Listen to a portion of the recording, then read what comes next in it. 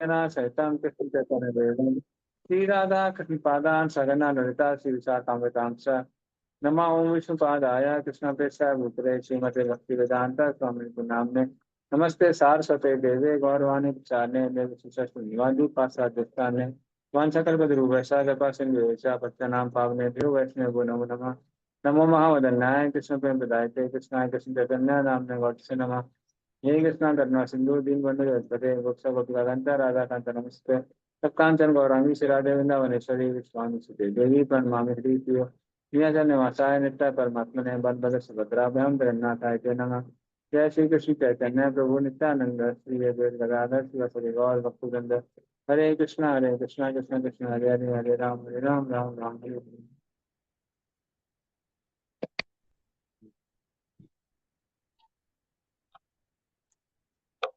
हरे Krishna sir करेंगे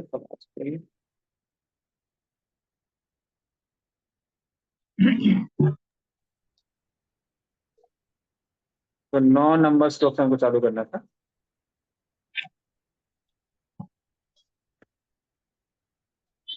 ब्रह्मवाच सम्यक् कारुणिकस्येदं वक्ष्यते विचिकित्सितं यत् अहं चोदितः सौम्य भगवद्गीता दर्शने। पढ़िए इसका अर्थ और तात्पर्य देने। हरे कृष्णा। ब्रह्मा जी ने कहा, हे मेरे वत्स नारद, तुमने सबों पर मुझ सहित करुणा करके ही ये सारे प्रश्न पूछे हैं, क्योंकि इनसे मैं भगवान के पराक्रम को बारीकी से देखने के लिए प्रेरित हुआ हूँ। तात्पर्य, नारद द्वारा पूछे जाने पर ब्रह्मा जी ने उनको बधाई दी, क्योंकि जब भी भक्तों से भगवान के विषय में प्रश्न पूछे जाते हैं तो वे अत्यंत प्रफुल्लित हो उठते हैं। यह भगवान के शुद्ध भक्त का लक्षण है। भगवान के दिव्य कार्यकलापों से संबंधित ऐसी वार्ताओं से वह वायुमंडल शुद्ध हो जाता है, जिसमें ये वार्ताएं होती हैं, और ऐसे प्रश्नों का उत्तर देते समय भक्तगण जीवंत हो उठते हैं। यह प्रश्नकर्ता तथा उत्तरदाता दोनों को ही शुद्ध करने वाला है। शुद्ध भक्त केवल भगवान के विषय में प्रत्येक वस्तु जानकर तुष्ट नहीं होते हैं, अपितु वे इस जानकारी को अन्यत्र प्रसारित करने के लिए उत्सुक रहते हैं, क्योंकि वे यह देखना चाहते हैं कि भगवान का यश प्रत्येक व्यक्ति को ज्ञात हो। अतः जब उन्हें ऐसा अवसर प्रदान किया जाता है, तब वे अत्यंत प्रसन्नता का अनुभव करते हैं।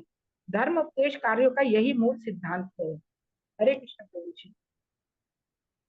धन्यवाद। तो इस तरह से नारद मुनि के प्रश्नों को सुनने के बाद में अब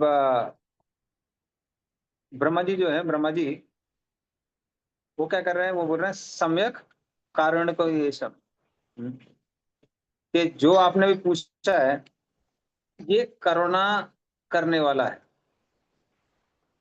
अब किसके प्रति करुणा करने वाला है? तो ये सारे जीवों पर करुणा करने वाला है, क्योंकि भगवान से संबंधित जो भी प्रश्न होते हैं वो ऐसा नहीं है कुछ प्राणी मात्रों के लिए लाभदायक होते हैं, वो सबके लिए लाभदायक होते हैं।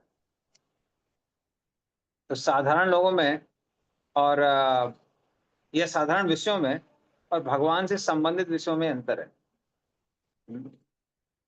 कि साधारण जो चीजें होती हैं वो एक व्यक्ति के लिए लाभदायक हो सकता है, दूसरे के लिए लाभदायक नहीं हो सकता है। जैसे लोग आजकल मेडिकल साइंस को बहुत महत्व देते हैं और उससे बोलते हैं ये जो इससे संबंधित चीजें हैं वो सबके लिए लाभदायक है। किंतु जो पशु पक्षी हैं या पेड़ पौधे हैं उनका तो कुछ लेना देना नहीं है उससे। हाँ, क्योंकि साधारण मेडिकल साइंस की जो चीजें हैं वो मनुष्य से संबंधित है, पशु पक्षियों से उतना संबंधित नहीं है। उसी तरह से मान लीजिए कोई बिजनेस से रिलेटेड बात है तो वो बिजनेसमैन के लिए लाभदायक होती है, अन्य लोगों के लिए लाभदायक नहीं होती है। लेकिन क्योंकि सभी लोग जीव हैं और कृष्ण के अंश हैं, इसलिए ऐसे जो वाक्य वो सबके लिए लाभदायक है। और यहाँ ब्रह्मा जी कह रहे हैं कि ये मेरे लिए भी बहुत लाभदायक है। चल रही है। क्यों लाभदायक है? क्योंकि इन शब्दों की वजह से ब्रह्मा जी कहते हैं मुझे भी कृष्ण के संबंधित कृष्ण से संबंधित चीजों के बारे में बोलने का मौका मिलेगा। इसलिए वो बोलते हैं विचिकित्सितम, सम्यक विचिकित्सितम। तो जो भी आपने पूछा है, जो भी आपके डाउट है, वो बहुत अच्छे हैं और करुणा से भरे हुए हैं। और क्योंकि आपने क्या बोला है, आपने बोला है कि आप, मैं जो बोल रहा हूं उसके बारे में सोचें और फिर बताएं। इससे क्या हुआ है, इससे मुझे एक डायरेक्शन भी मिल गई है कि मुझे किस बारे में बोलना है। तो आपने बोला कि मैं सृष्टि करता हूँ, तो इसका मतलब मुझे पता है कि मैं सृष्टि करता नहीं हूँ। कौन सृष्टि करता है? भगवान सृष्टि करता है। और ये सोच सोच कर मेरे मन में बहुत उत्साह जागृत हो रहा है कि अब मैं सिद्ध कर सकता हूँ कि मैं सृष्टि करता नहीं हूँ, भगवान विष्णु स्वयं पूरे संसार की सृष्टि करता है। इस तरह से ब्रह्मा जी बोल रहे हैं। अगला श्लोक।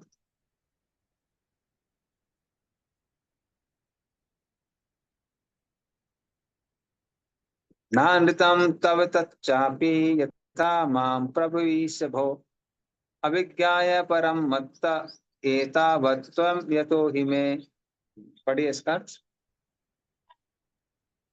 हरे कृष्णा, तुमने मेरे विषय में जो कुछ कहा है वह असत्य नहीं है, क्योंकि जब तक कोई उन भगवान के विषय में अवगत नहीं होता तो जो मुझसे परे परम सत्य रूप है, तब तक वह मेरे सशक्त कार्यकलापों से निश्चित रूप से मोहित होता रहेगा।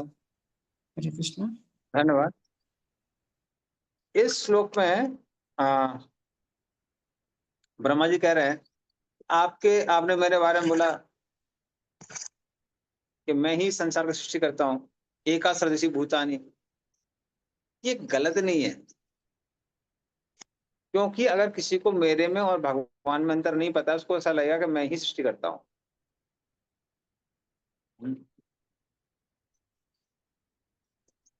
तो इस तरह से, क्योंकि आप मुझ में और भगवान में अंतर नहीं समझ पा रहे हैं, आपको लग रहा है मैं सृष्टि करता हूँ, पर जिसको भेद पता है उसको मालूम है कि मैं सृष्टि करता नहीं हूँ। हाँ। और गलत क्यों नहीं है? गलत इसलिए भी नहीं है क्योंकि आपको पूर्ण रूप से सारे सत्यों के बारे में नहीं मालूम है। जैसे कई बार अन्य लोग हैं, कई लोग बोलते हैं कि शिव जी सृष्टि करता है संसार के, या ब्रह्मा सृष्टि करता है, या फिर ये संसार जो है उससे पार्वती से आया है। तो ये लोग गलत नहीं है, इनका जो ज्ञान है वो अपूर्ण है, नॉलेज इनकम्प्लीट है। जैसे मान लिया कोई बंगाल में बैठ के बोलता है कि इस बंगाल में राज्य किसका चलता है, ममता बनर्जी का चलता है। गलत नहीं है, पर उसको ये पता नहीं है कि ये जो बंगाल है पूरे भारत की एक छोटी सी स्टेट है और भारत का संचालन करने वाला कोई और है। तो अगर वो उस व्यक्ति को और ज्ञान होगा तो उसको पता चलेगा कि सिर्फ ममता बनर्जी इंचार्ज नहीं है यहाँ की, सेंट्रल गवर्नमेंट चाहे कभी भी स्टेट गवर्नमेंट को उखाड़ के फेंक सकती है, उसके पास वो पावर है। तो फिर वो बोलेगा नहीं, नरेंद्र मोदी बहुत शक्तिशाली है। लेकिन जिसको पूरा ज्ञान है कि संसार की सृष्टिकर्ता कौन है, उसको भी पता है कि संसार में जो भी आया हो, कोई भी प्रधानमंत्री क्यों ना हो, कोई भी चीफ मिनिस्टर क्यों ना हो, ये सब लोग कुछ समय के लिए आते हैं, कुछ समय के लिए जाते हैं। तो इस तरह से अलग अलग लेवल के ज्ञान होते हैं। तो जो लोग ये नहीं जानते कि भगवान शिव, भगवान विष्णु की दृष्टिपात हैं, उनको क्या लगता है कि जो भगवान विष्णु की दृष्टि है, जिसको हम लोग क्या बोलते हैं, समय काल, काल से और प्रकृति से, प्रकृति मतलब पार्वती, इनसे ही पूरे संसार की सृष्टि होती है, परिवर्तन होते हैं और बाद में विध्वंस हो जाता है। और वो लोग गलत नहीं है। गलत क्यों नहीं है? क्योंकि जो वो बोल रहे हैं सही है, पर वो कैसा है, अपूर्ण है, इनकम्प्लीट है। उनको पूरा ज्ञान नहीं है। उनको ये ज्ञान नहीं है कि जो शिव है वो कौन है, वो महाविष्णु की दृष्टि है, और जो पार्वती है वो लक्ष्मी का ही एक विस्तार है। तो जिसको ये पता चल जाएगा उसको समझ में आएगा, हाँ हाँ ठीक है, ये नॉलेज सही है, पर इससे ऊपर भी कुछ नॉलेज है। तो वही यहाँ पे ब्रह्मा जी बोल रहे हैं कि आप गलत नहीं है अपने साइड में। नेक्स्ट श्लोक।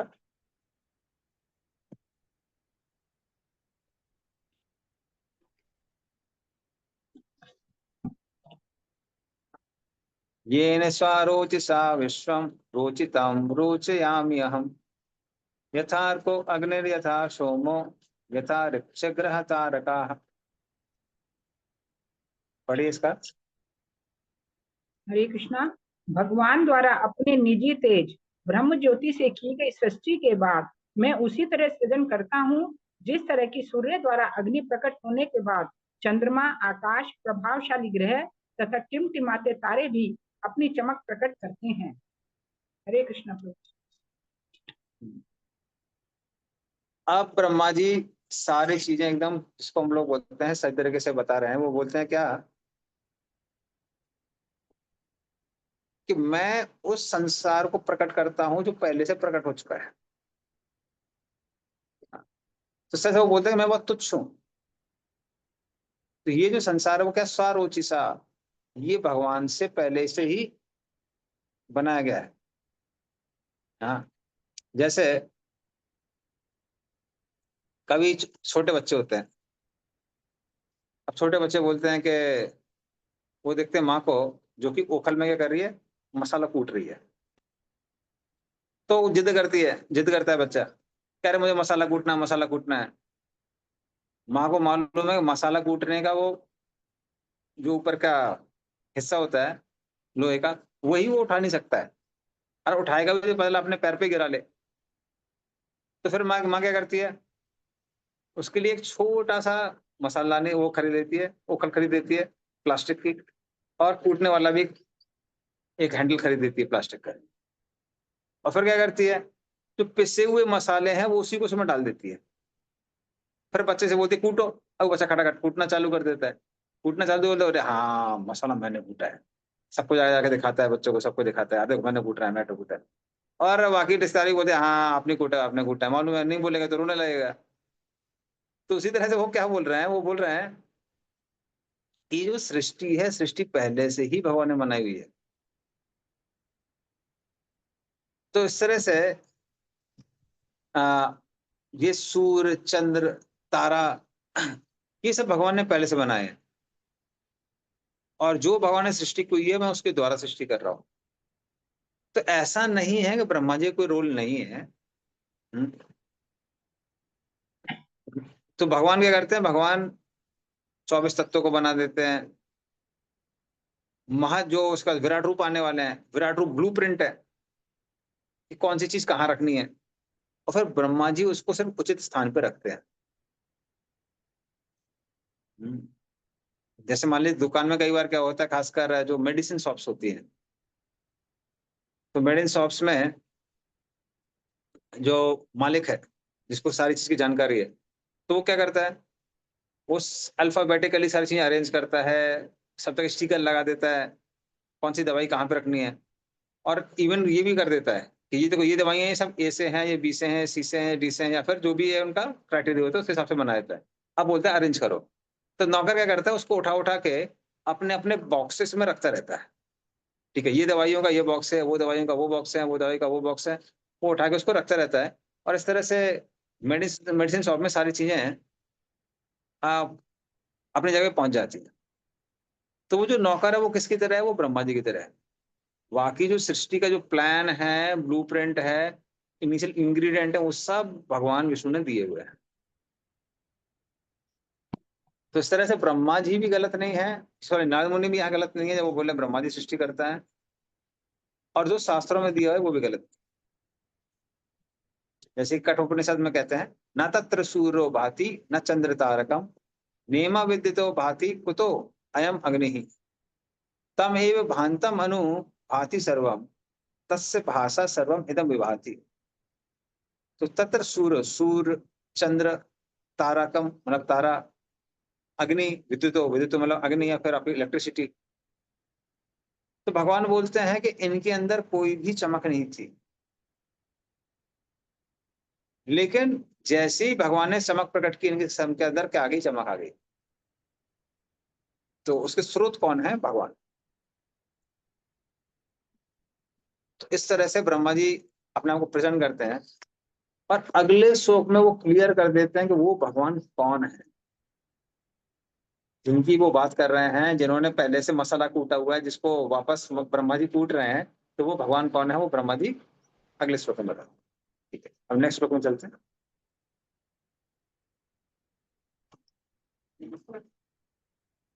तस्मै नमो भगवते वासुदेवाय धीमहि यन्मायया दुर्जया मां वदन्ति जगद्गुरुम्। इसका अर्थ तात्पर्य दोनों पढ़िए।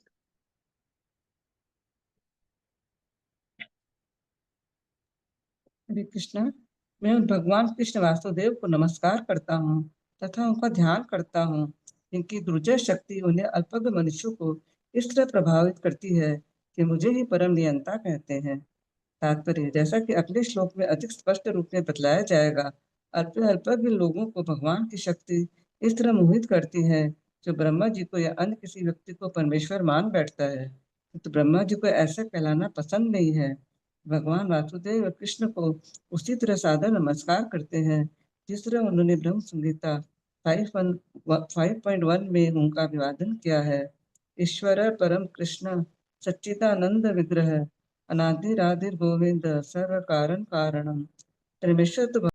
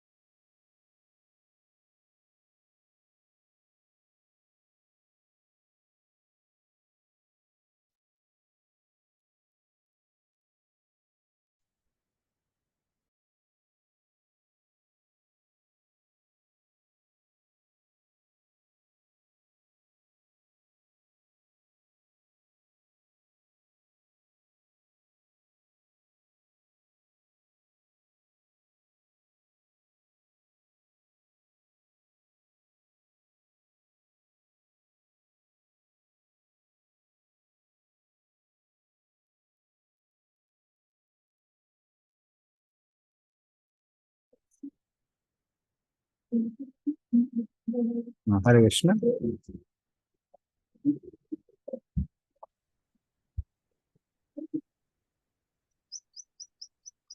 ओके, तो इस तरह से यहाँ पे श्लोक में वो एकदम क्लियर कर देते हैं। ब्रह्मा जी क्या बोलते हैं? बोलते हैं कि तस्मै नमो भगवते वासुदेवाय धीमहि। वो जो सृष्टि करते हैं भगवान वासुदेव है, उन पर मैं क्या करता हूँ? उन पर ध्यान करता हूँ। तो यन माया दुर्जया मां वदन्ति जगद्गुरु,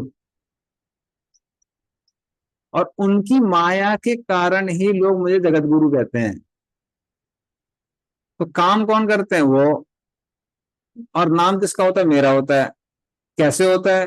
ये भगवान की माया के कारण होता है। और सत्य यह है कि अगर मान ली भगवान ऐसी माया नहीं डालेंगे तो दुनिया के सारे लोग डिप्रेशन में चले जाएंगे, क्योंकि सारी चीजें कौन कर रही हैं? भगवान की शक्तियां कर रही हैं।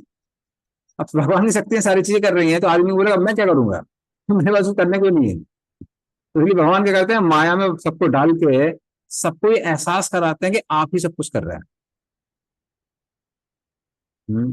जैसे कभी कभी खासकर लड़कों को बड़ा क्रेज होता है ड्राइविंग का। तो जो छोटे लड़के भी होते हैं, छोटे बच्चे, कई बार 5 साल 6 साल के, वो बोलते हैं मैं ड्राइव करूंगा, मैं ड्राइव करूंगा। तो पिताजी क्या करते हैं? पिताजी कहेंगे ठीक है तू ड्राइव कर ले आज, लेकिन तुम्हारे पैर तो पहुंचेंगे नहीं नीचे ना। तो खासकर कार में नीचे जो अपना ब्रेक और एक्सीलेटर होता है वहां तक पैर ही नहीं पहुंचते छोटे बच्चे के। तो वो क्या करते हैं कि तुम एक काम करो, तुम मेरी गोदी में बैठ जाओ। तो पिताजी ड्राइविंग करते हैं और बेटे को बैठा लेते गोदी में। अब पिताजी ड्राइविंग करते हैं और बेटा उसी में हाथ लगा देता स्टीयरिंग में। तो ड्राइविंग कौन कर रहे? पिताजी कर रहे हैं, लेकिन छोटा बच्चा हाथ में स्टीयरिंग में हाथ डाल के लगा के उसको ऐसा लगता है कि मैं ही ड्राइव कर रहा हूँ।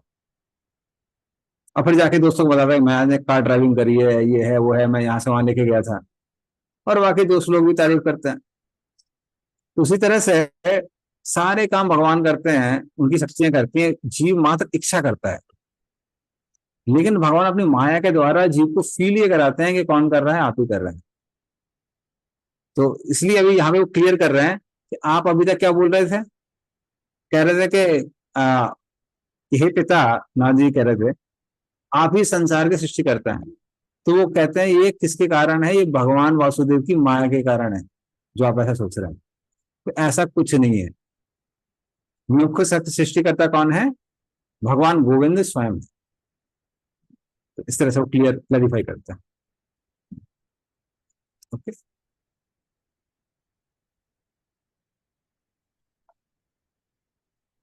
पासवर्ड ना आप क्या कर सकते हैं, एडवांस व्यू आता है। अगर आप देखेंगे लेफ्ट साइड में सबसे टॉप पे जाएंगे, एडवांस व्यू में आपको बार बार वो स्क्रॉल नहीं करना पड़ेगा, एंग्जाइटी कम हो जाएगी आपकी। हाँ, इधर नहीं, यानी ऊपर करने पे, हाँ सेटिंग्स में जाइए, देखिए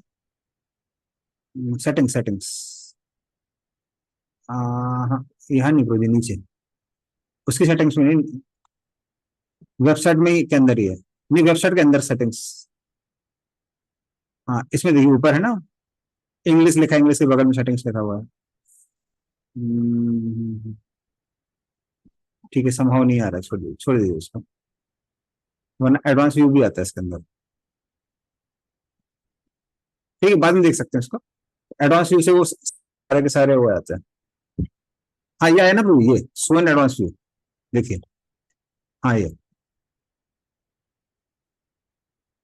हाँ, अब आपको देखिए, अब आपको स्क्रॉल नहीं करना पड़ेगा, वो नीचे ऑटोमेटिक आता रहेगा एक के बाद एक, अब क्लिक नहीं करना पड़ेगा।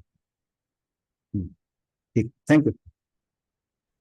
विलज्जमानया यस्य स्थातुम् इच्छा पथेयमुया विमोहिता विकथन्ते ममाहम इति दुर्धियः। पर इसका अर्थ तात्पर्य दोनों पढ़िए। हरे कृष्णा। भगवान की भ्रामिका शक्ति माया अपनी स्थिति से लज्जित होने के कारण सामने ठहर नहीं पाती, लेकिन जो लोग इसके द्वारा मोहित होते हैं वे यह मैं हूँ और यह मेरा है के विचारों में लीन रहने के कारण व्यर्थ की बातें करते हैं। तात्पर्य, भगवान की दुर्जय शक्तिशाली छलनी शक्ति या तीसरी शक्ति जो अज्ञान का प्रतिनिधित्व करती है, संपूर्ण जीवित जगत को मोहित कर सकती है, तो भी वह इतनी प्रबल नहीं कि परमेश्वर के समक्ष ठहर सके। अविद्या तो भगवान के पीछे रहकर वहीं से जीवों को गुमराह करती है।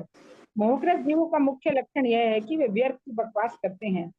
यह व्यर्थ की बातें वैदिक साहित्य के सिद्धांतों से समर्थित नहीं रहती और सबसे अधिक निकृष्ट बकवास है यह मैं हूँ, यह मेरा है। ईश विहीन सभ्यता ऐसे झूठे विचारों पर ही चलती है और ऐसे व्यक्ति ईश्वर की वास्तविक अनुभूति के बिना ही मिथ्या ईश्वर को मानते हैं, या उन लोगों को जो पहले से ठगनी शक्ति द्वारा मोहग्रस्त होते हैं गुमराह करने के लिए अपने को ही ईश्वर घोषित कर देते हैं। किंतु जो भगवान के समक्ष रहते हैं तथा जो उनकी शरण ग्रहण किए रहते हैं उन्हें ठगनी शक्ति द्वारा प्रभावित नहीं किए जा सकते हैं। अतः वे इस भ्रांत धारणा से मुक्त रहते हैं कि यह मैं हूँ या यह मेरा है। इस तरह वे न तो मिथ्या ईश्वर को स्वीकार करते हैं न अपने को परमेश्वर के तुल्य कहते हैं। इस श्लोक में मोहग्रस्त व्यक्ति की पहचान स्पष्ट रूप से की गई है। हरे कृष्ण। हाँ, धन्यवाद।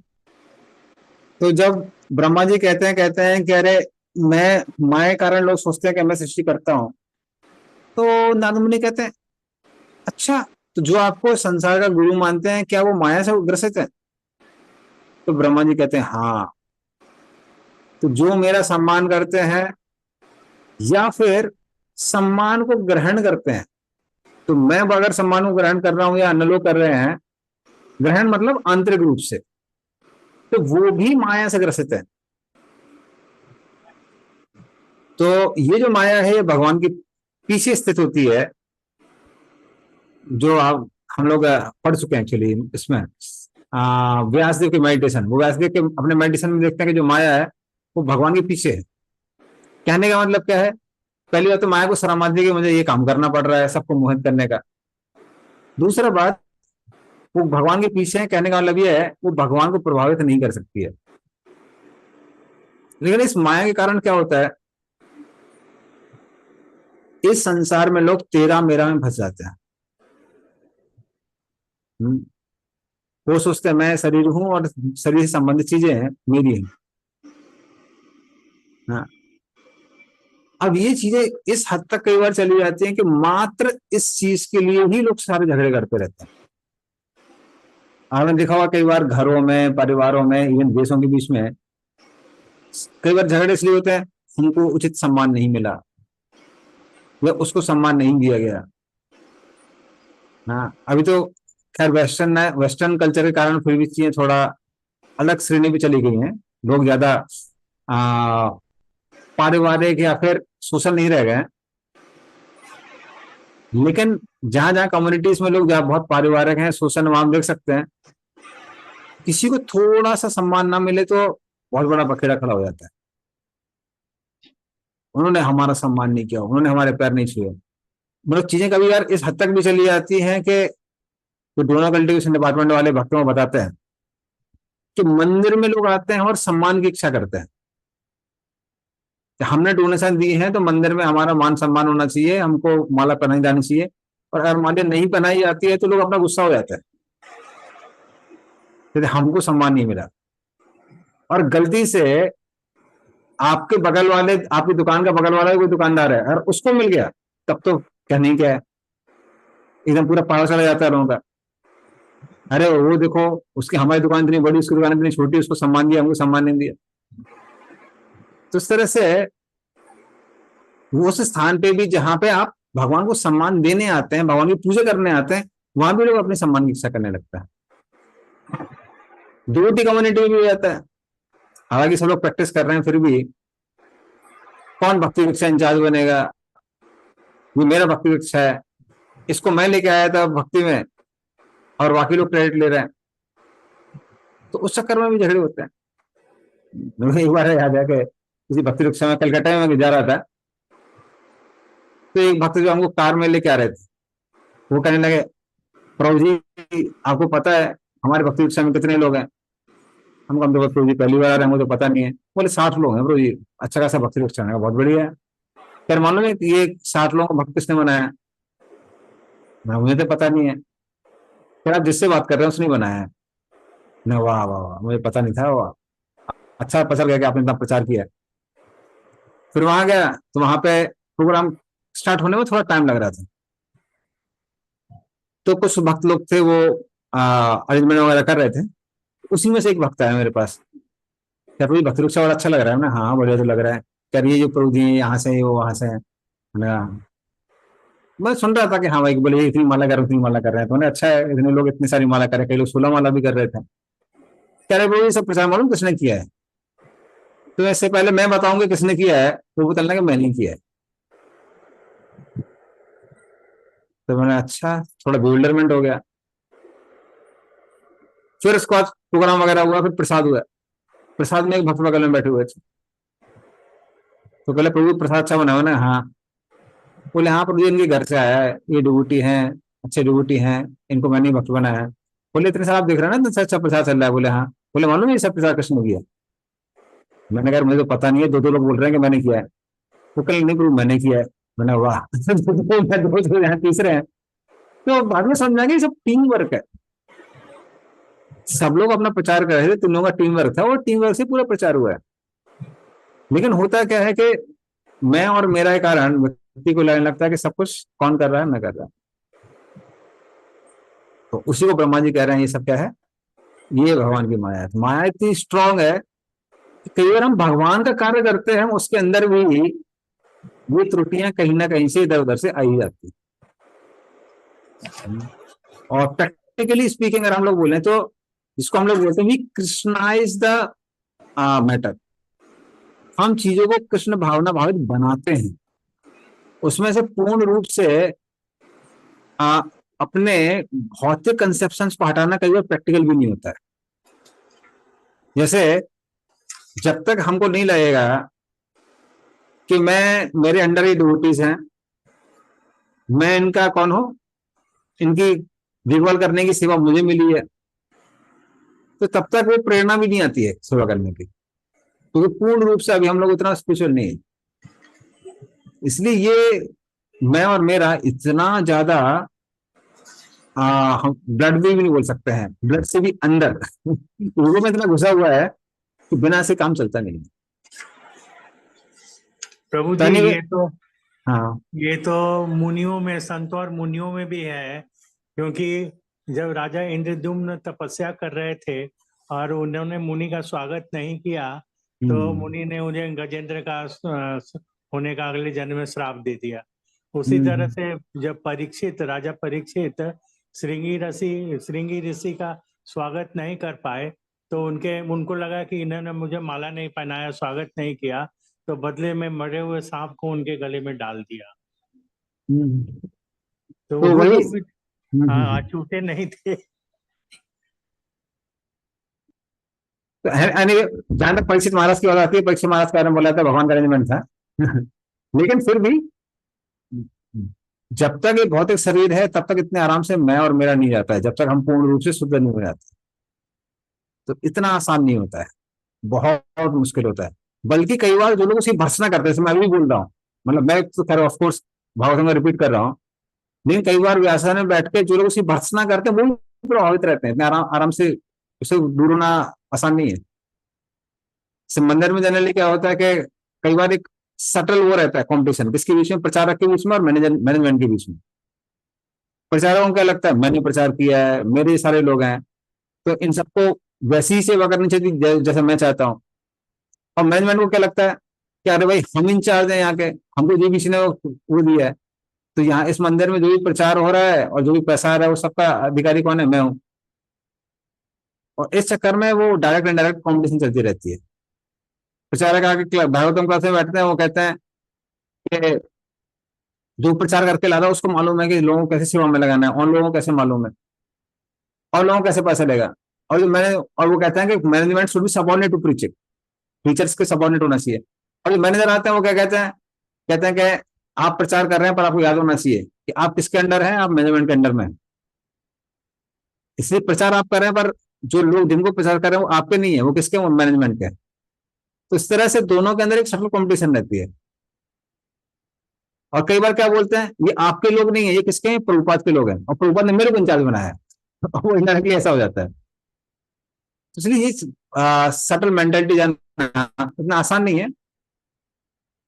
हाँ ये बात है कि हम लोग धीरे धीरे करके कम से कम जो भी चीजें हैं उनको भगवान की सेवा में लगा सकते हैं। तो मैं और मेरा ठीक है। हाँ, ब्रह्मा जी तो पूर्ण रूप से शुद्ध सत्व के बने, शुद्ध सत्व नहीं, एटलीस्ट सत्व गुण के बने हुए हैं। और उनका जो शरीर है वो मन वो उसका बना है, बुद्धि का बना हुआ है, हमारा जैसा भौतिक शरीर नहीं है। तो ब्रह्मा जी कह रहे हैं कि मैं भी प्रभावित हो जाता हूँ, अन्य लोगों का तो कहने ही क्या है। तो इतना आसान नहीं होता इसको इसको छोड़ना। ओके, चलिए नेक्स्ट श्लोक है। द्रव्यम कर्म च कालश्च स्वभावो जीव एव च वासुदेवात् परो ब्रह्मन् न चान्य अर्थो अस्ति तत्ततः। पढ़िए इसका ट्रांसलेशन। हरे कृष्णा। सृष्टि के 5 मूल अवयव शाश्वत काल द्वारा उनसे उत्पन्न अन्योन्य क्रिया तथा व्यक्तिगत जीव का स्वभाव, ये सब भगवान वासुदेव के भिन्नांश है। और सच बात तो यह है कि उनका कोई अन्य महत्व नहीं है। तात्पर्य। धन्यवाद। ठीक हाँ है। पढ़िए, तात्पर्य पढ़ लीजिए। तात्पर्य, यह घटनाओं से भरा जगत निज विशेषतया वासुदेव की अभिव्यक्ति है, किंतु इसके सृजनकारी अवयव, उनकी अन्योन्य क्रिया तथा फल का भोक्ता जीव, ये सभी भगवान कृष्ण की बहिरंगा तथा अंतरंगा शक्तियों द्वारा उत्पन्न है। इसकी पुष्टि भगवत गीता 7.4 और 5 में हुई है। सारे अवयव यथा पृथ्वी, जल, अग्नि, वायु तथा आकाश एवं इन्हीं के साथ भौतिक पहचान की अवधारणा, बुद्धि तथा मन भगवान की बहिरंगा शक्ति से उत्पन्न है। शाश्वत काल द्वारा निर्धारित स्थूल तथा सूक्ष्म अवयवों का भोग करने वाला जीव अंतरंगा शक्ति की उपज है। इसे इस जगत में या वैकुंठ लोक में रहने की छूट है। भौतिक जगत में जीव ठगनी अविद्या से चला जाता है, किंतु वैकुंठ लोक में वह किसी भ्रम के बिना आध्यात्मिक अस्तित्व की अपनी सामान्य अवस्था में रहता है। जीव को भगवान की तटस्थ शक्ति कहा जाता है, लेकिन सभी परिस्थितियों में न तो भौतिक अवयव और न ही आध्यात्मिक भिन्नांश ही भगवान वासुदेव से स्वतंत्र है, क्योंकि सारी वस्तुएं चाहे वे भगवान की बहिरंगा, अंतरंगा या तटस्थ शक्तियों के प्रतिफल हो, उसी तरह भगवान के तेज के प्रदर्शन है। जिस प्रकार प्रकाश, ऊष्मा तथा धुआं एक ही अग्नि के प्रदर्शन है, इनमें से कोई भी अग्नि से भिन्न नहीं है, सभी मिलकर अग्नि कहलाते हैं। इसी प्रकार सारी व्यवहारिक अभिव्यक्तियां तथा वासुदेव के शरीर का तेज उनके लिए विशेष गुण है, जबकि भगवान उपयुक्त भौतिक अवयवों की अवधारणाओं से सर्वदा पृथक सच्चिदानंद विग्रह नामक अपने दिव्य रूप में रहते हैं। हरे कृष्णा। धन्यवाद। तो इस तरह से नारद मुनि ने प्रश्न पूछे थे इस ब्रह्मांड के बारे में। उसमें से एक प्रश्न था यद रूपम। तो यद रूपम का उत्तर यहाँ दिया हुआ है। हाँ, तो क्या बताया है कि वासुदेव ना चान्नो अर्थो अस्ति तत्वता। सच्चाई में सत्य यह है कि भगवान वासुदेव के अलावा इस संसार में कुछ है ही नहीं। हाँ, और क्यों? क्योंकि जितनी भी ये सारी चीजें हैं जिसका यहाँ वर्णन किया गया है, ये सबके सब भगवान की शक्तियां हैं। कौन कौन सी? द्रव्यम। द्रव्यम का मतलब होता है उपादान कारण। तो साथ हम लोग पहले भी डिस्कस कर सकते हैं कि सृष्टि के दो कारण होते हैं, निमित्त कारण और उपादान कारण। उपादान कारण होता है मेटेरियल कॉज, मेटेरियल इंग्रेडिएंट्स। जैसे हमने एक उदाहरण दिया था कि अगर कोई कुम्हार अगर मटका बना रहा है तो मटका कैसे बनाता है? मटका बनाता है वो मिट्टी से। तो मिट्टी को क्या बोलते हैं? मिट्टी को उपादान कहते हैं। लेकिन निमित्त कारण कौन है? निमित्त कारण आप अलग अलग श्रेणी के बोल सकते हैं। तो मुख्य निमित्त कारण है कुम्हार। कुम्हारी क्या कर रहा है? उसने पहिया अरेंज किया, उसने अपनी डंडी लेके, जैसे वो लोग ऐसे घुमाते हैं उसको, जब घूमने लगता है तो बहुत तेज उसको साइड में कर देते हैं। वो भी कौन करने वाला है? वो भी कुम्हार करने वाला है। वो मिट्टी में ऐसे हाथ लगा के उसको शेप देता है, मटका बनाता है। तो ये सारे काम कौन है? करने वाला कौन है? कुम्हार है। उसी तरह से मेन जो उपादान कारण है वो कौन है? वो है महाविष्णु। और ये जो महाविष्णु है, ये भगवान शिव के माध्यम से इस सृष्टि में क्या करते हैं? विकार उत्पन्न करते हैं। तो वो किसकी तरह से हो गया? वो उस पहिए की तरह हो गया, जिसको पहिए को हम कालचक्र कह सकते हैं, और जो लकड़ी है उसको शिव कह सकते हैं। उसके माध्यम से वो क्या करते हैं? कालचक्र को घुमाते हैं। वैसे कालचक्र भी कौन है? शिव ही है। और फिर वो क्या करते हैं? दृष्टिपात कर करके सृष्टि में विकार उत्पन्न करते हैं। जैसे कुमार अपना हाथ लगा के उसमें विकार उत्पन्न करता है और मटका बनाता है। लेकिन वो करने वाला कौन है? कुमार है। तो उस तरह से भगवान को बोलते हैं निमित्त कारण, और इस प्रकृति को कहते हैं उपादान कारण।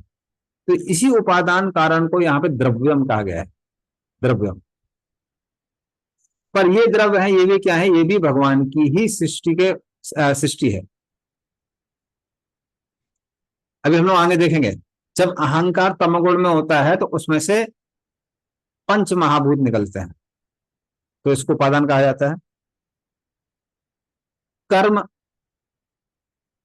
कर्म के कारण इस संसार की सृष्टि होती है और हमारे शरीरों की सृष्टि होती है। तो हमको अपने अपने कर्मों का अनुसार ही शरीर मिलते हैं, और अपने कलेक्टिव जो कर्म है जब मैच करते हैं उसके अनुसार हम लोग एक घर में आते हैं, एक शहर में आते हैं, एक देश में आते हैं, एक व्यवस्था हमको मिलती है। तो ये सब किसके कारण है? ये सब कर्म के कारण है। तो सारे इंटरेक्शंस, आदान प्रदान किसी कारण होते हैं, उसको कर्म कहते हैं। जैसे कई बार कुछ लोग क्या करते हैं? एक साथ अच्छे काम करते हैं, एक साथ खराब काम करते हैं, तो उसका कर्म भी उनको कलेक्टिव मिलता है। हाँ, तो हालांकि ये बहुत अच्छा उदाहरण नहीं है भागवतम क्लास में देने के लिए, लेकिन खासकर जो लोग दारू पीते हैं तो वो कहते हैं एक साथ पीना चाहिए, क्योंकि एक दूसरे का मुंह देखते हैं तो लगता है कि ये भी पाप कर रहा है, मैं भी कर रहा हूं, तो कोई ज्यादा गलत काम नहीं कर रहा है। अकेले कई बार गलत काम करने में थोड़ा सा संकोच लगता है, तो एक साथ करते हैं। लेकिन फिर उसके साथ में क्या होता है? कैलेमिटी भी एक साथ आती है। आज देखते हैं जब कभी बाढ़ आ जाती है, भूकंप आ जाता है, एक साथ बहुत सारे लोग मर जाते हैं।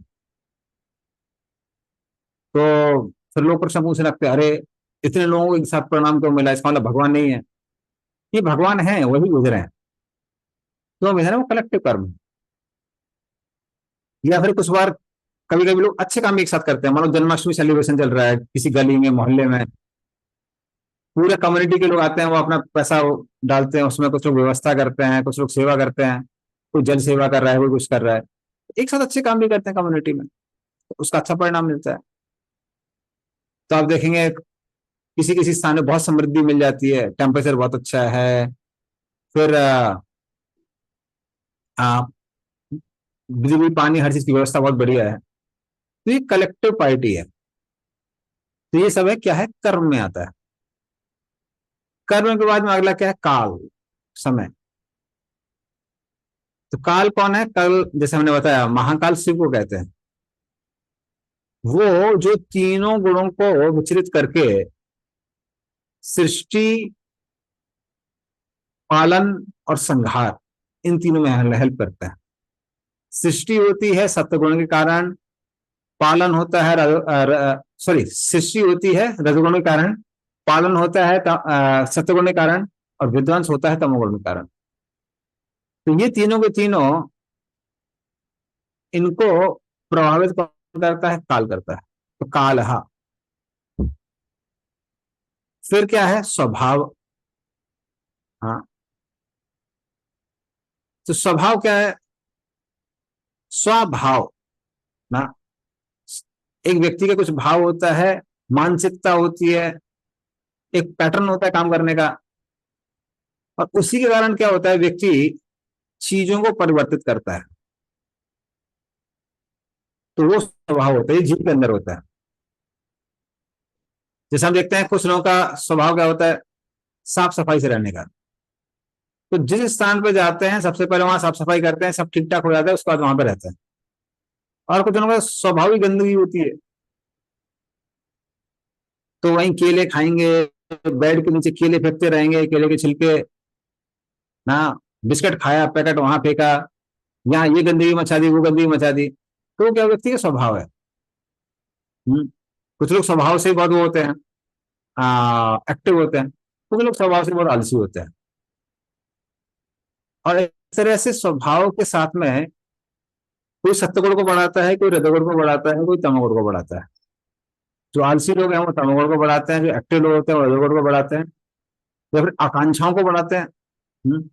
और जो सत्वगुणी लोग होते हैं वो साफ सफाई रख के चीजों को मेंटेन करते हैं। तो इस तरह से लोगों के अपने अपने होते हैं, हर जीव के एक स्वभाव होते हैं जो तीनों गुणों के मिश्रण से पैदा होते हैं, मिक्सचर। तो प्योर कुछ नहीं होता है, पर मिक्सचर होता है। जैसे आप विदेशों में जाएंगे तो विदेशों में देखेंगे कि गली मोहल्ले बहुत, ऑफकोर्स आजकल सब जगह नहीं है, इवन विदेशों में, बट कहीं कहीं देखेंगे आप गली मोहल्ले बड़े साफ दिखाई दे रहे हैं, लेकिन उनका जो खाना पीना बहुत गंदगी का होता है।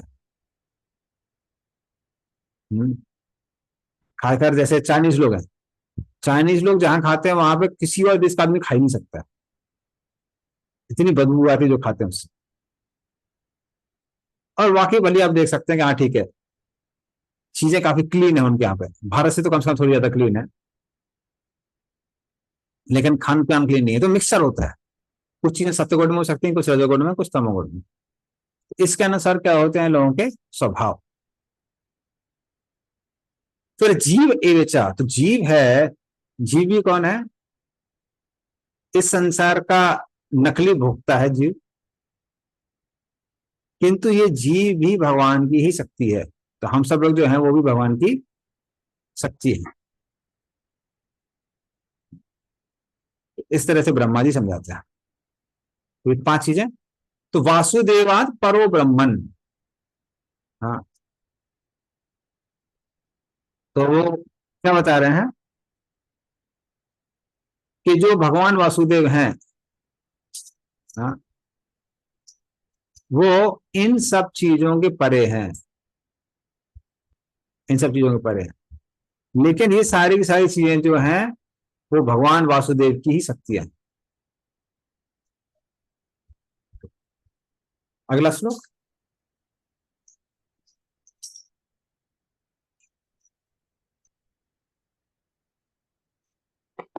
तो ये फेमस श्लोक है, आप लोग रिपीट कर सकते हैं। नारायण परा वेदा, नारायण परावेदा, देवा नारायणांगजा, देवा नारायणायनं गजा, नारायण परालोका नारायण परालोका नारायण परामखाः।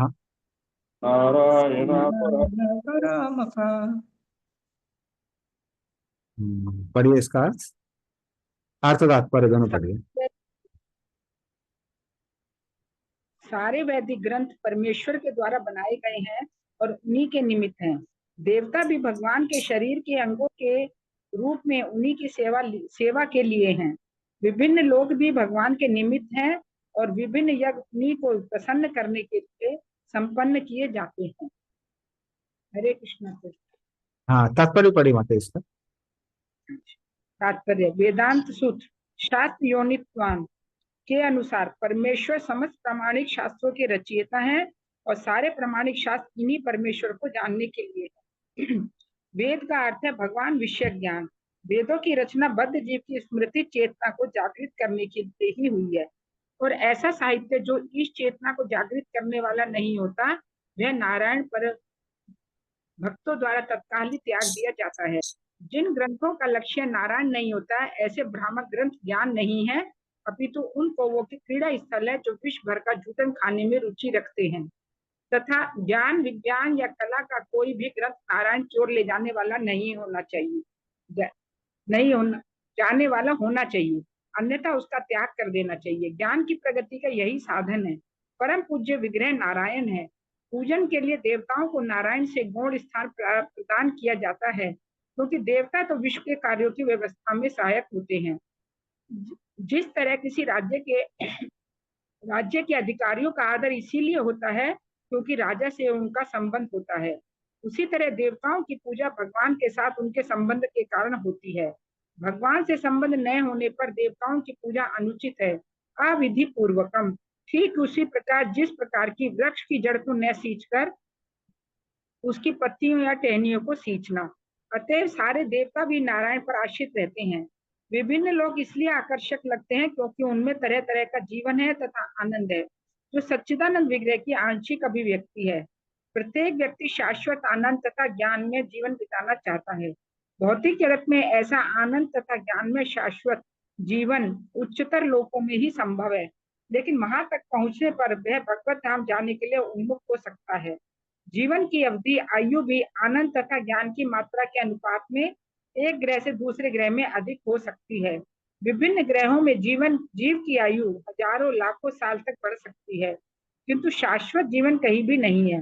किंतु जो व्यक्ति सर्वोच्च लोक अर्थात ब्रह्मलोक तक पहुंच जाता है वह वैकुंठ लोक जाने की कामना कर सकता है। वहां जीवन शाश्वत है।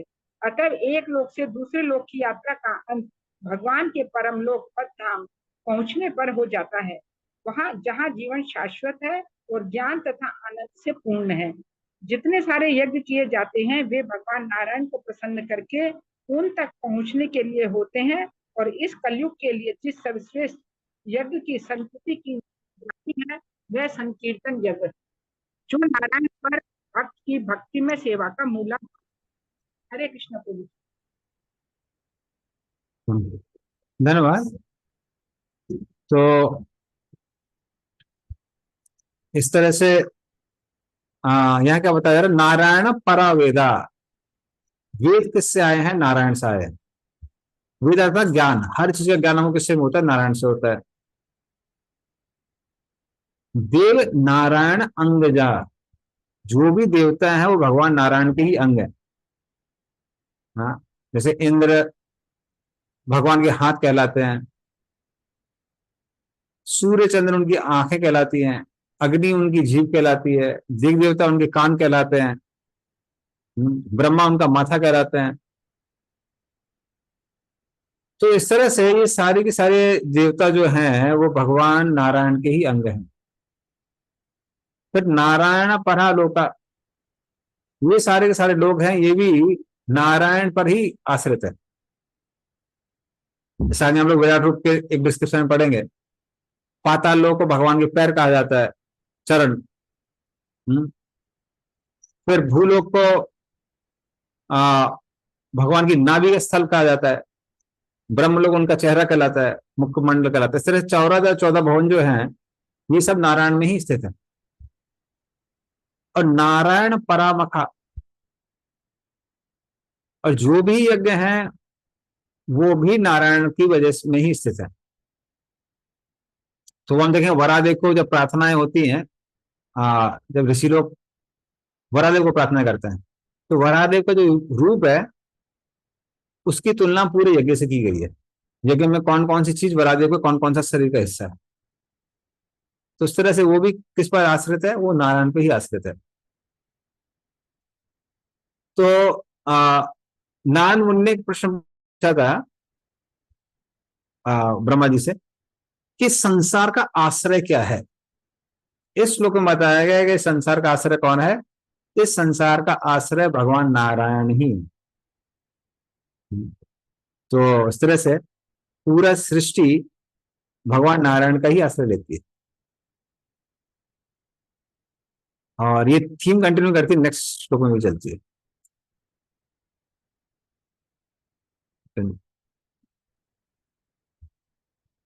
नारायण परो योगो नारायण परम तपः नारायण परम ज्ञानम नारायण परागति। पढ़िए इसका अर्थ। हरे कृष्णा। सभी प्रकार के ध्यान या योग नारायण की अनुभूति प्राप्त करने के लिए हैं। सारी तपस्याओं का लक्ष्य नारायण को प्राप्त करने के निमित्त है। दिव्य ज्ञान का संवर्धन नारायण की झलक प्राप्त करने के लिए है, और चरम योग तो नारायण के धाम में प्रवेश करने के लिए ही है। हरे कृष्णा। कभी कोई कुछ बोल सकता है कि अरे जो लोग भौतिकवादी नहीं है उनको तो देवी देवताओं की आवश्यकता नहीं है, और जब उनको देवी देवताओं की आवश्यकता नहीं है तो वो तो आध्यात्मिक है, वो तो नारायण पर आश्रित नहीं है। पर यहाँ क्या बताया कि नहीं, ऐसा नहीं है। हाँ, नारायण परा योगा, तो जो योग क्रियाएं हैं वो भी नारायण का साक्षात्कार करने के लिए है, भले ही वो योगी कोई भी क्यों ना हो। अगर वो योगी वैकुंठ जाना चाहता है तब तो नारायण 100% आश्रय है। किंतु जो योगी ब्रह्म ज्योति प्राप्त करना चाहते हैं उनका भी आश्रय कौन है, नारायण है। कैसे? क्योंकि ब्रह्म ज्योति जो है वो भगवान नारायण की ही शरीर से निकलने वाली किरण है, उनका आश्रय भी कौन है, नारायण है। अब कुछ योगी हैं जो अष्ट सिद्धियां प्राप्त करना चाहते हैं, तो वो सिद्धियां भी किस पे आश्रित हैं, वो भी भगवान पर आश्रित है, वो भी नारायण पर आश्रित है। इसलिए उनको भगवान को कभी कभी योगेश्वर कहा जाता है। यत्र योगेश्वर कृष्णा यत्र पाद धनुधरा, योगेश्वर। तो सारी सिद्धियों के स्वामी कौन है, वो भी नारायण है। तो इस तरह से योगों का आश्रय, हर योगी का आश्रय कौन है, नारायण है। फिर तपस्या, सारी तपस्या का आश्रय भी कौन है, नारायण है। या फिर सारी तपस्या किसके लिए बनी है, नारायण को प्राप्त करने के लिए बनी है। तो जो लोग तपस्या करते हैं भौतिक वस्तुएं प्राप्त करने के लिए, वो भी नारायण की शक्ति है। जो आध्यात्मिक चीजों के लिए प्राप्त करने के लिए करते हैं, वो भी भगवान नारायण की ही शक्ति है। तो इस तरह से उसका भी आश्रय कौन है, भगवान नारायण है। फिर ज्ञान, ज्ञान का आश्रय भी कौन है, वो नारायण है। ज्ञान से व्यक्ति क्या प्राप्त करना चाहता है, वो व्यक्ति ब्रह्म को प्राप्त करना चाहता है। और जैसे हमने डिस्कस किया, वो जो ब्रह्म ज्योति है, वो ब्रह्म ज्योति भी भगवान का ही शरीर का किरण है, नारायण की शरीर किरण है। नारायण परागति ही, जो परम गति है जिसको वैकुंठ कहते हैं, उसका आश्रय भी कौन है, भगवान नारायण है। तो इस तरह सारे आध्यात्मवादियों के आश्रय भी कौन है, नारायण ही है, कोई अन्य कोई नहीं। ठीक है, नेक्स्ट श्लोक में चलते हैं।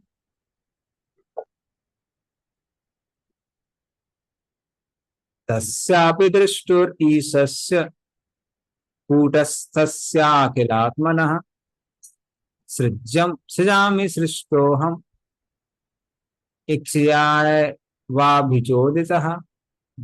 पढ़िए इसका अर्थ।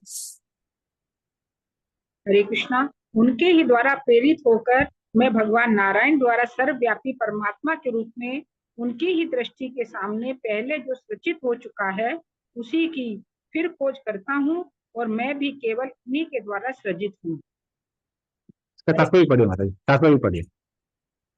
तात्पर्य, ब्रह्मांड के सृष्टा ब्रह्मा जी भी स्वीकार करते हैं कि वे असली सृष्टा नहीं है, अपितु भगवान नारायण द्वारा प्रेरणा प्राप्त है। अतः उन्हीं की अध्यक्षता में वे समस्त जीवों के परमात्मा स्वरूप उन्हीं के द्वारा पहले से निर्मित वस्तुओं का सृजन करते हैं। परमात्मा तथा आत्मा, इन दोनों को ब्रह्मांड के बड़े बड़े महापुरुषों तक ने जीव में निहित माना है। परमात्मा तो भगवान है, जबकि आत्मा भगवान का नित्य सेवक है। भगवान आत्मा को प्रेरित करते हैं, उन्होंने जो कुछ पहले सृष्टि की है वह उसका सृजन करे, और भगवत कृपा से इस संसार में जो कोई किसी भी वस्तु की खोज करता है वह उसका खोजी मान लिया जाता है। कहा जाता है कि कोलंबस ने पश्चिमी गोलार्ध की खोज की, लेकिन वास्तविकता यह है कि उस भूभाग का सृजन कोलंबस ने नहीं किया। यह विशाल भूखंड परमेश्वर की सर्वशक्तिमत्ता के कारण पहले से वहां था, और कोलंबस को भगवान की विगत सेवा के बल पर अमेरिका की खोज करने का श्रेय प्राप्त हुआ। इसी प्रकार कोई भी व्यक्ति भगवान की इच्छा के बिना कुछ भी सृजन नहीं कर सकता, क्योंकि प्रत्येक व्यक्ति अपनी क्षमता के अनुसार ही देखता है। यह क्षमता भी मनुष्य द्वारा भगवान की सेवा करने की रजामंदी के अनुसार भगवान द्वारा प्रदान की जाती है। अतः मनुष्य को स्वेच्छा से भगवान की सेवा करने के लिए इच्छुक होना चाहिए। इस तरह भगवान कर्ता को उसी अनुपात में शक्ति प्रदान करते हैं जिस अनुपात में वह भगवान के चरण कमलों में आत्मसमर्पण करता है।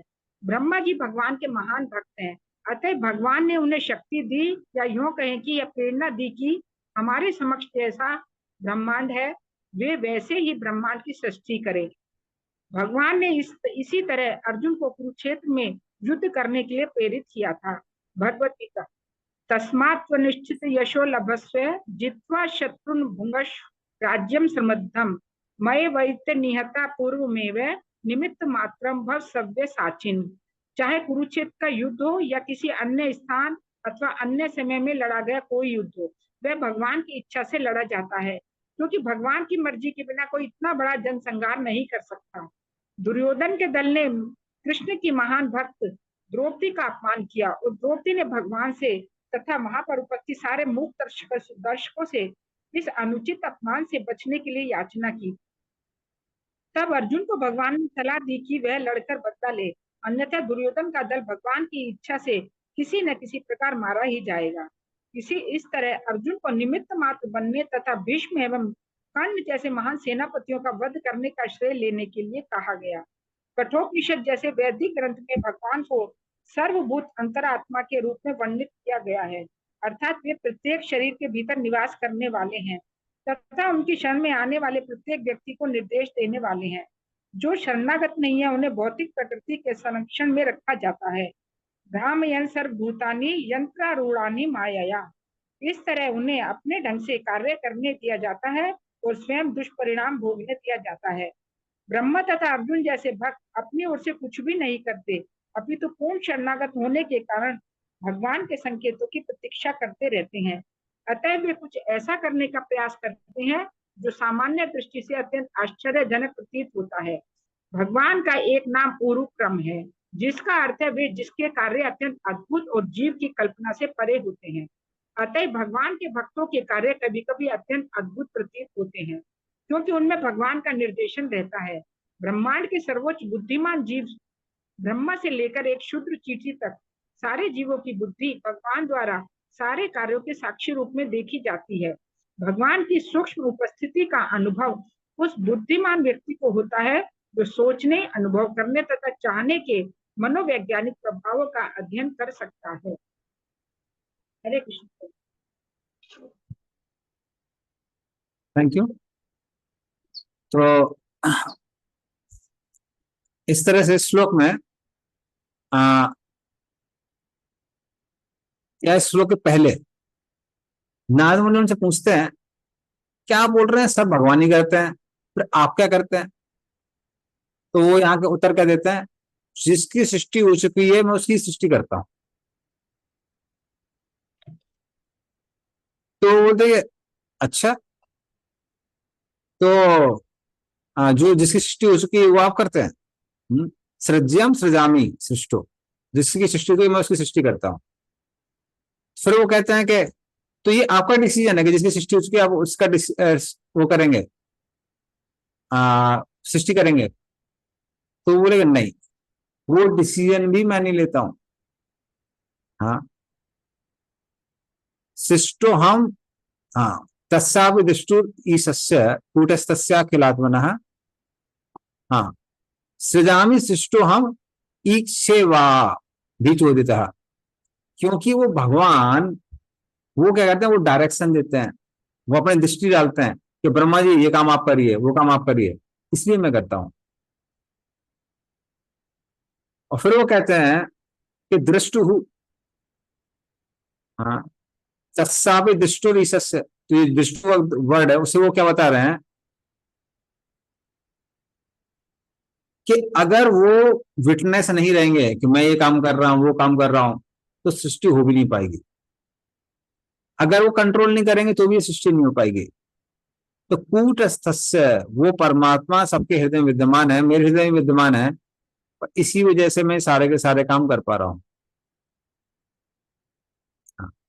तो ये क्लियर हो जाता है यहाँ पर कि ब्रह्मा जी बोल रहे हैं कि मैं भगवान नहीं हूं, भगवान वासुदेव हैं और मैं साधारण सा जीव हूं।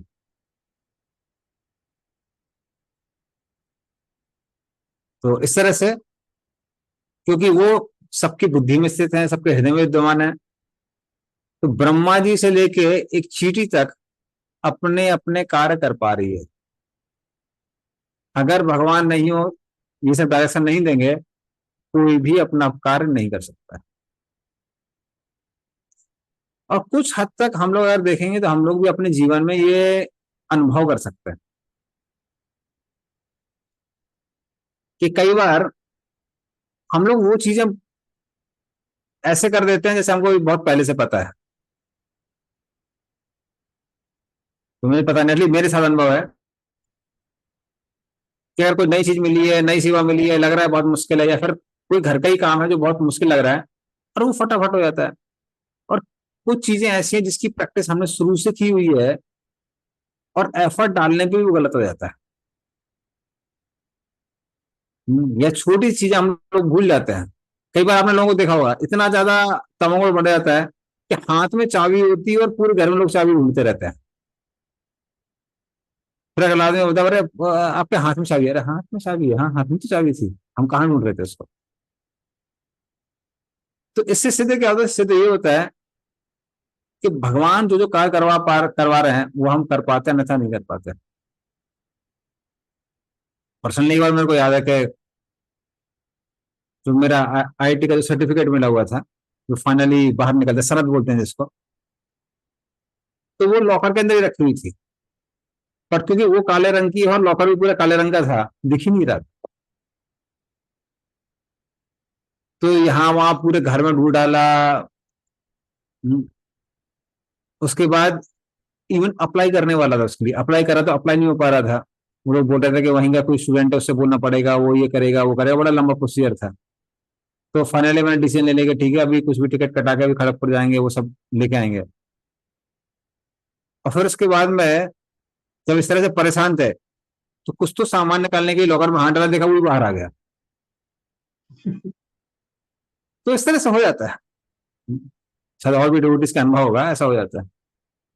तो उससे सिद्ध ये होता है कि हर चीज के पीछे कौन है, भगवान का हाथ है। अगर हम लोग ही वो करता होते तो हम इन सब चीजों पे, फैक्टर्स पे डिपेंडेंट नहीं होते।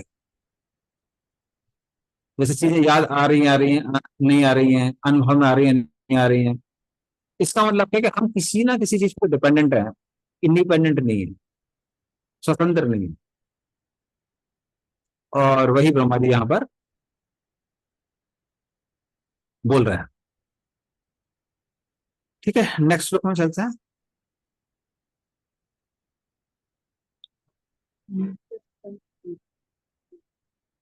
सत्तम रजस्तम इति निर्गुणस्य गुणास्त्रयः स्थिति सर्ग निरोधेषु गृहीता मायया विभो। पढ़िए इसका अर्थ। कृष्ण सारे भ्रमों से परे है। सर्जन के पालन तथा संहार के लिए वे अपने बहिरंगास्त्र के माध्यम से प्रकृति के गुणों को सत्व तथा तमो गुणों को विकार करते हैं। तो इस तरह से जो 3 गुण हैं, सत्वगुण, रजोगुण, तमोगुण, ये निर्गुण भगवान के द्वारा संचालित है। तो भगवान स्वयं निर्गुण है, किंतु इन तीनों गुणों को, सत्वगुण, रजोगुण, तमोगुण, इन सबको संचालित करते हैं। हाँ, तो इस श्लोक में आप देखेंगे हिसाब से जीव और ईश्वर में भेद बताया गया है कि जीव तीनों गुणों के अधीन है, लेकिन भगवान कैसे है? निर्गुण है।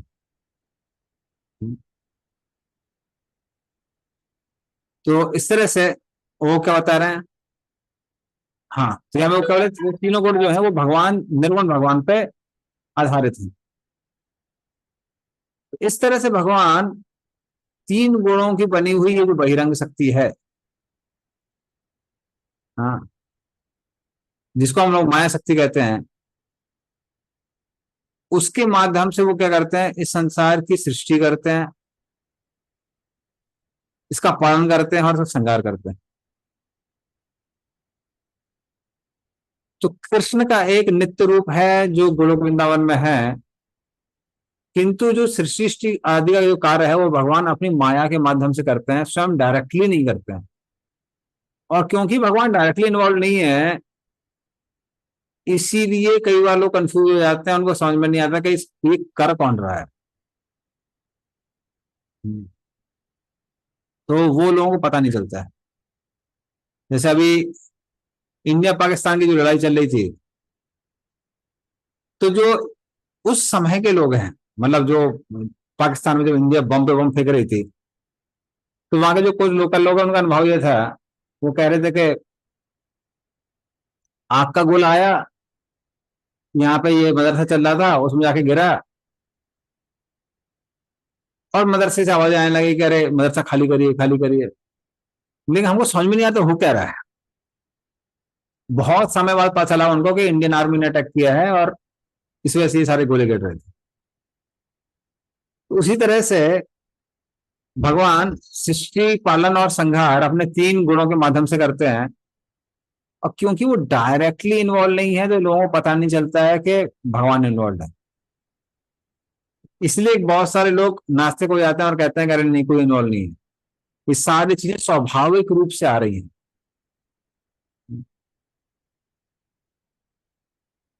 तो ये श्लोक है, और आगे के जो 2 श्लोक है उसमें जीव और ईश्वर का भेद बताया गया है, और किसकी इंस्पिरेशन से सारे कार्य होते हैं ये बताया गया है। ओके, चलिए नेक्स्ट।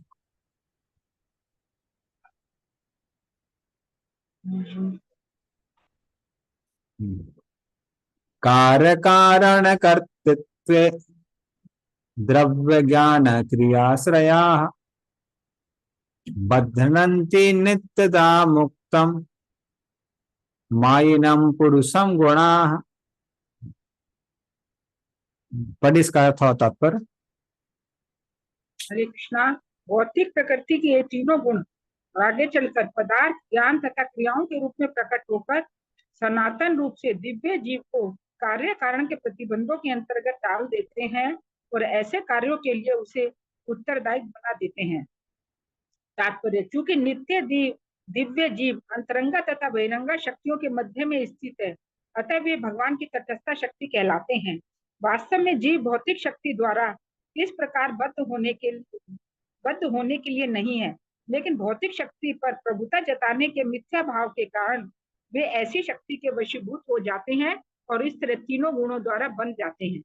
भगवान की यह बहिरंगा शक्ति उस जीव के शुद्ध ज्ञान को प्रच्छन्न कर लेती है जो शाश्वत रूप से भगवान के साथ रहने वाला है। यह आवरण इतना स्थायी होता है कि बद्ध जीव नित्य अज्ञानी प्रतीत होता है। माया या बहिरंगा शक्ति का प्रभाव इतना अद्भुत होता है मानो यह भौतिक रूप से उत्पन्न हुआ हो। भौतिक शक्ति की आवरणात्मक शक्ति के कारण भौतिक विज्ञानी भौतिक कारणों से परे नहीं देख पाता, लेकिन वस्तुतः भौतिक अभिव्यक्तियों के पीछे अधिभूत, अध्यात्म तथा आदिदेव क्रियाएं होती हैं जिन्हें तमोगुणी बद्ध जीव नहीं देख पाता। अधिभूत अभिव्यक्ति के अंतर्गत बुढ़ापा तथा रोग में जन्म मृत्यु की पुनरावृत्ति होती है। अध्यात्म अभिव्यक्ति में आत्मा बद्ध होता है और अधिदेव अभिव्यक्ति नियामक पद्धति है। ये कार्य कारण तथा बद्धकर्ताओं में उत्तरदायित्व के भावों की भौतिक अभिव्यक्तियां हैं। आखिरकार ये सब बद्ध अवस्था की अभिव्यक्तियां हैं और ऐसी बद्ध अवस्था से मनुष्य का स्वतंत्र होना सर्वोच्च पूर्णता है। हरे कृष्ण।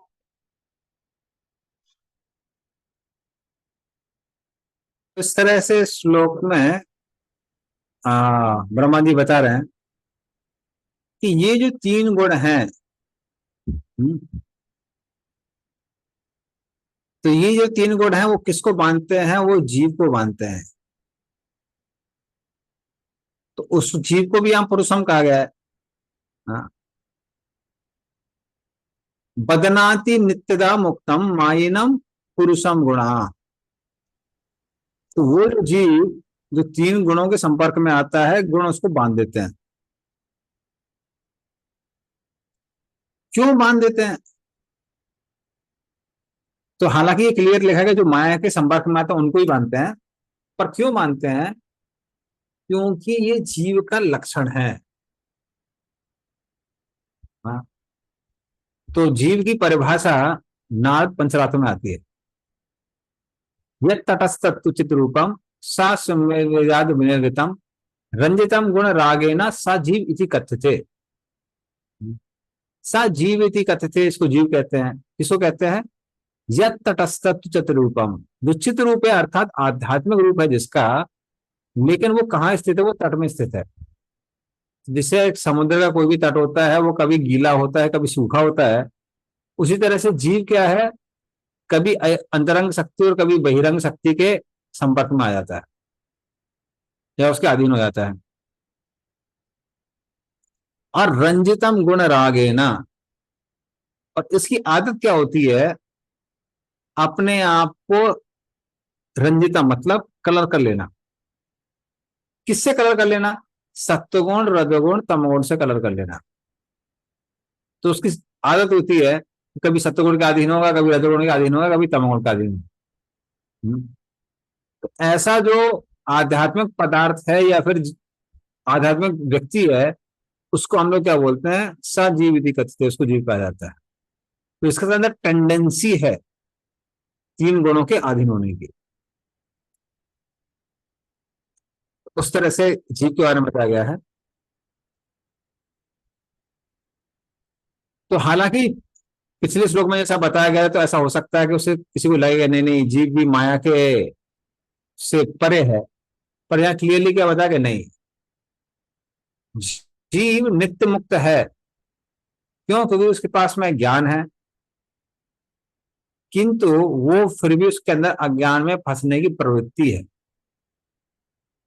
हाँ। तो 3 चीजों के बारे में बताया गया है यहाँ पे, कार्य, कारण, कर्तृत्व। तो कार्य क्या है? कार्य है जो हम चीजें करते हैं उसके बाद में जो अफेक्ट आता है उसको हम कार्य कहते हैं, अर्थात भौतिक पदार्थ। तो जितने भी भौतिक पदार्थ हैं, हाँ, तो उनको क्या बोला जाता है? उनको आधिभूत कहा जाता है। कार्य बोला जाता है, आधिभूत कहा जाता है। तो जितने भी पदार्थ हैं, हमारा लैपटॉप हो, पंखा हो, ये वो जो भी बना है, ये सब किसका बना है? ये तमोगुण का बना हुआ है। तो कार्य। फिर दूसरी चीज आई है कारण। कारण मतलब आध्यात्म। तो हमारी इंद्रियां हैं, मन है, जिनके माध्यम से हम इन भौतिक पदार्थों से क्या करते हैं? लेन देन करते हैं। जैसे आंखों से हम किसी पदार्थ को देखते हैं, हाथ से उसको पकड़ते हैं, उठाते हैं, जीभ से उसको चखते हैं, वी टेस्ट थ्रू टंग। तो ये सारे के सारे कार्य कौन कर रहा है? आध्यात्म। और फिर क्या लिखा हुआ है? कर्तृत्व। सैंक्शनर, सैंक्शनर कौन है इन सब चीजों का? वो अलग अलग इंद्रियों के देवता है। हाँ, तो अलग अलग इंद्रियों के देवता हैं, वो इंद्रियों को इंद्रियों के विषय से संपर्क में आने में मदद करते हैं। तो इस तरह से इन तीनों के माध्यम से ही क्या होता है, संसार में आदान प्रदान होते रहते हैं। और अहंकार का कारण व्यक्ति को क्या लगता है, ये कौन कर रहा है, मैं कर रहा हूं। तो ये ऑलरेडी हम लोग भगवदगीता में पढ़ चुके हैं, जो श्लोक था, प्रकृति क्रियमाणानि गुणे कर्माणि सर्वसा अहंकार विमूढ़ आत्मा कर्ता हमिति मनते।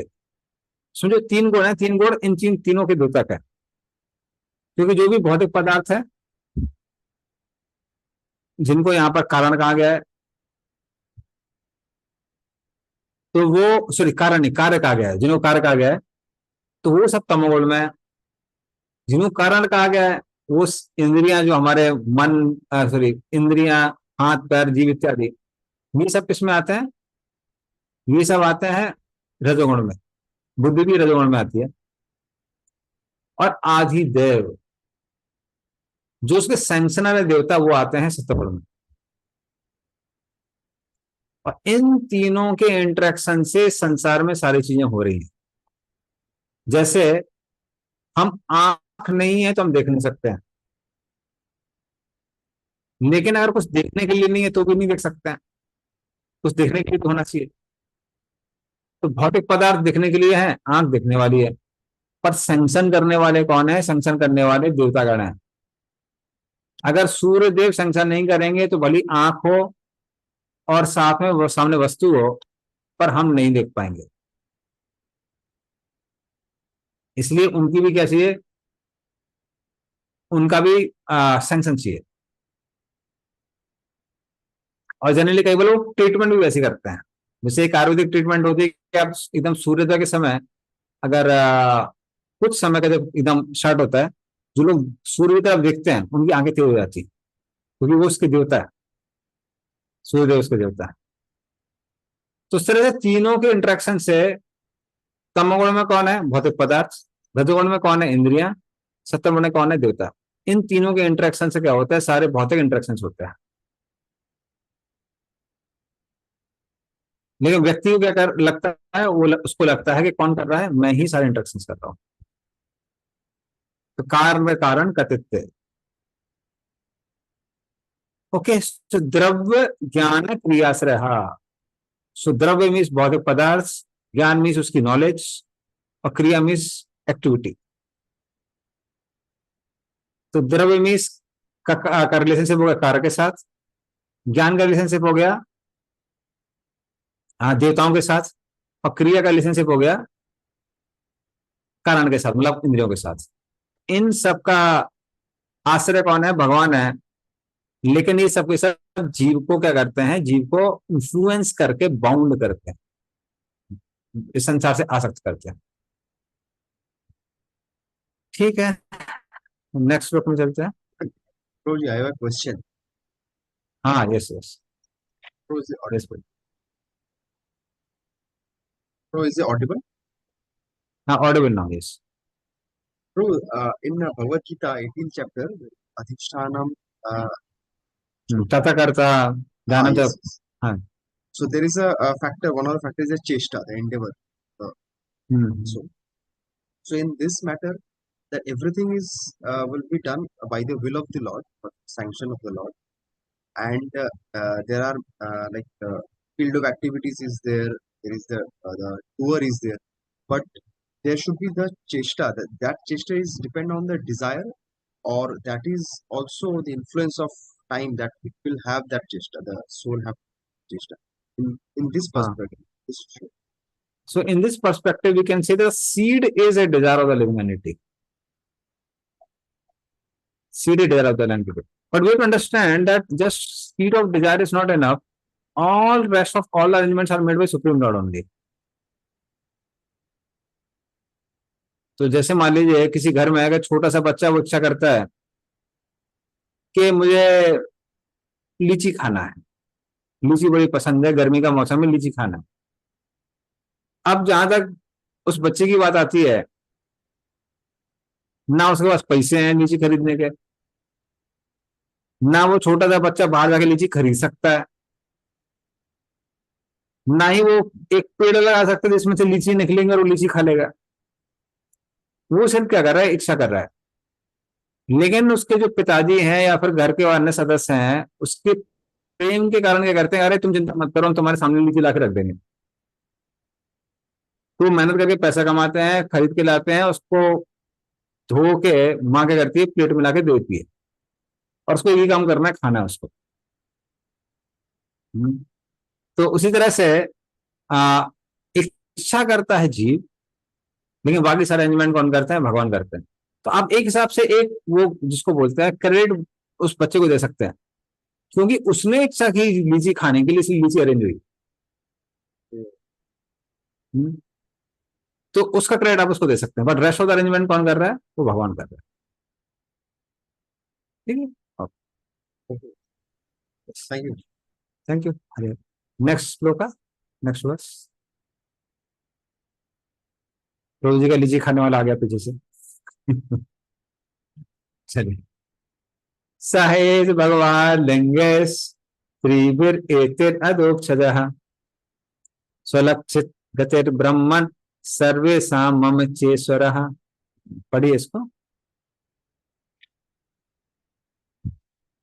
हरे कृष्णा। हे ब्राह्मण नारद, परम दृष्टा, दिव्य भगवान प्रकृति के उपयुक्त, प्रकृति के तीनों गुणों के कारण जीवों की भौतिक इंद्रियों की अनुभूति से परे हैं, लेकिन वे मुझ समेत सबों के नियंता हैं। हरे कृष्णा। इसका भी तात्पर्य पढ़िए माता जी वो।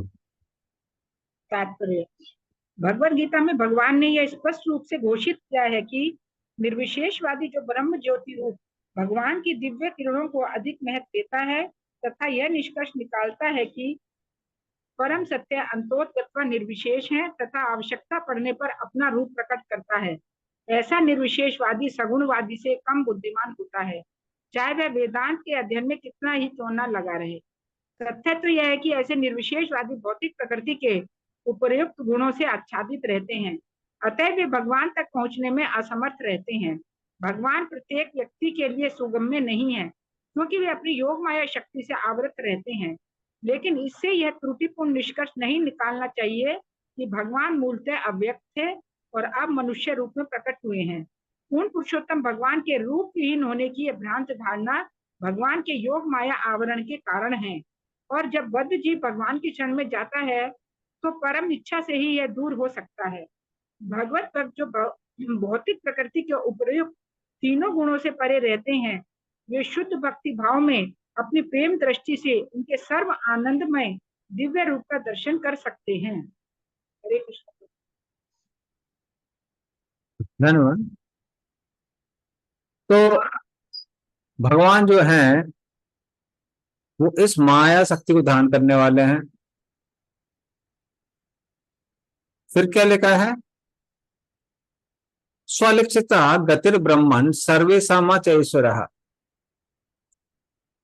तो गतिर उनका जो नेचर है वो क्या है, सुअलक्षिता, उसको कोई समझ नहीं सकता है। क्यों नहीं समझ सकता है, क्योंकि सारे जो जीव हैं वो तीनों गुणों से ढके हुए हैं। हाँ, तो इनको कौन समझ सकता है, उनको वो लोग समझ सकते हैं जो तीनों गुणों के परे हैं, अर्थात जो भगवान के भक्त है। तो मात्र भक्ति ही उनको जान सकते हैं। तो हम लोग देखेंगे उद्धव गीता में, जो भागवतम के एंड में, उसमें क्लियरली बताया गया है कि जो कर्म कांड है वो रजोगुण में आता है, जो निष्काम कर्म योग है, ज्ञान योग है, अष्टांग योग है, वो सत्वगुण में आता है। लेकिन भक्ति के बारे में बताया कि भक्ति निर्गुण है, तीनों गुणों के परे है। तो जो लोग भगवान के शुद्ध भक्त हैं, पूर्ण रूप से उन्होंने भक्ति माता का आश्रय लिया हुआ है, ऐसे लोग तीन गुणों के परे जाके वो ही भगवान को समझ सकते हैं, अन्य कोई भी समझ नहीं सकता है। इसीलिए भगवान के बारे में कुछ ना कुछ ज्ञान, कुछ ना कुछ लेवल का ज्ञान वो हर धर्म में दिया हुआ हम देखेंगे। ये भगवान सृष्टि करने वाले हैं, भगवान ने तुमको ये दिया वो दिया, तुम भगवान की पूजा क्यों नहीं करते हो। तो ये सब उनके उसमें धर्म में दिया हुआ है। हाँ, लेकिन भगवान का नाम क्या है, उनका रूप क्या है, इसके बारे में कई बार वो लोग, उनको उसका ज्ञान है ही नहीं, और क्योंकि ज्ञान नहीं होता है तो बहुत बार वो लोग इम्पर्सनल कंक्लूजन में चले जाते हैं, या फिर अनएंडिंग कंफ्यूजन में डूब जाते हैं, पूरी तरह से कंफ्यूज रहते हैं। तो क्योंकि उनको पता नहीं है तो वो क्या बोलते हैं, हाँ मतलब भगवान का कोई रूप नहीं हो सकता है, कुछ नाम नहीं हो सकता है, इसलिए हमको पता नहीं है, इसलिए हमको पता नहीं, वैसे सोचते हैं। लेकिन वो क्यों नहीं पता, वो इसलिए नहीं पता है क्योंकि वो लोग तीन गुणों से ढके हुए हैं। जब तक व्यक्ति तीन गुणों के परे नहीं आएगा, भक्ति का आश्रय नहीं लेगा, वो नहीं समझ सकते हैं। या फिर कुछ लोग कंफ्यूज रहते हैं, जैसे क्रिश्चियनिटी में बहुत क्लियर है, तो वो लोग यही कंफ्यूज रहते हैं कि वेदर जीसस इज गॉड और Jesus son of God, Jesus भगवान है या फिर वो भगवान के पुत्र है, नहीं क्लियर है उनको। या फिर हम इस्लाम में देख सकते हैं, वो कहते हैं कि अल्लाह के रूप को किसी ने देखा नहीं, जिन्होंने देखने की कोशिश की उनकी आंखें जल गई, इस तरह से बोलते हैं वो लोग। तो जब तक व्यक्ति भक्ति का आश्रय नहीं ले सकता है, तब तक उसको भगवान का नाम, रूप, इन सब चीजों या फिर में जो गुण हैं, क्रियाएं हैं, इन सब का डिटेल नहीं पता चल सकता। इन चीजों का डिटेल पता चल सकता है जब व्यक्ति तीन गुणों के परे जाता है, क्योंकि भगवान स्वयं भी तीन गुणों के परे है। तो ये भागवतम में हम लोग पढ़ चुके हैं श्लोक, सत्यम नाचे धातर इदम निजम भवे, विज्ञानम अज्ञानम अभिदाप मार्जनम, गुण प्रकाशेर अनुमीयते भगवान, प्रकाशस्ते यस्य न चयेन व गुणः।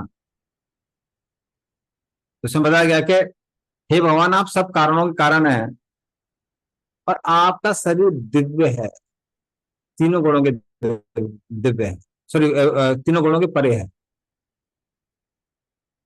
और इसीलिए साधारण लोग आपको समझ नहीं पाते हैं। हाँ, जब आप किसी रूप में मौजूद होते हैं, उपस्थित होते हैं, तभी आपके दिव्य रूप को जाना जा सकता है। हाँ, तभी हम समझ सकते हैं कैसे आप भौतिक प्रगति को कंट्रोल कर रहे हैं। आपके बारे में जानना बहुत मुश्किल है। तो जब कोई व्यक्ति भगवान के नाम, रूप, गुण, लीला, जो कि तीनों गुणों के परे हैं, इनके संपर्क में आता है, तभी व्यक्ति भगवान को ठीक से जान पाता है। जैसे प्रभुपाद हमेशा इसको कोट करते हैं। हाँ, ना भावे ना भावित यदि इंद्रियाम, कौन सा श्लोक था?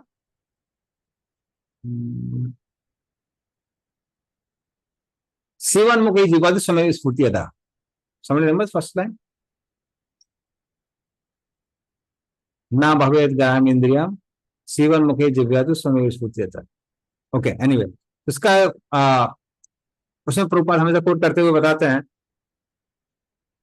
कि साधारण इंद्रियों से हम भगवान को नहीं समझ सकते हैं, लेकिन जब हम जीव के माध्यम से प्रसाद ग्रहण करते हैं, भगवान के बारे में की प्रशंसा करते हैं या फिर भगवान का नाम लेते हैं, तब हमारी जीव कैसी हो जाती है? आध्यात्मिक हो जाती है, और ऐसी आध्यात्मिक जीव भगवान का अनुभव कर सकती है।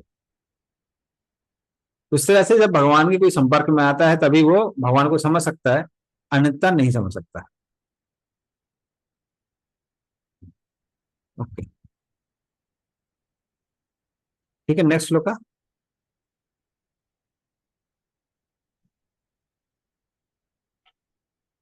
कालम कर्म स्वभावं च मायेशो मायया स्वया, आत्मन्यदृच्छया प्राप्तम विभूषुर उपाददे। पढ़िए इसका अर्थ। हरे कृष्णा।